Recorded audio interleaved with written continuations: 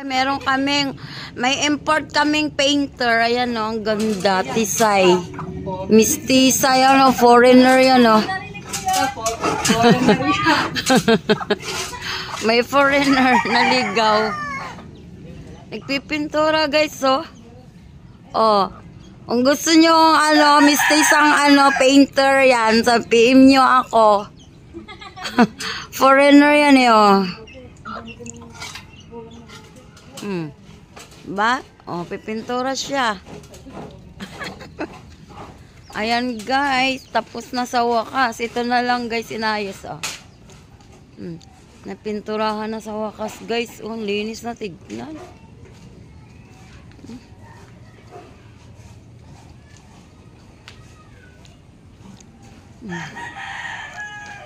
Yan.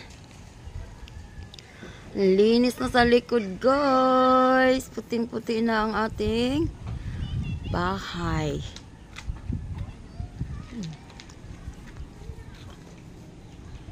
Doon na lang guys, kulang yung sa third floor, yung roof deck.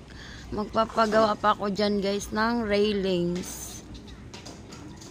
Dyan sa third floor na yan. Ingat ka dyan ha. Ang mahal pa naman lang ano mo, TF.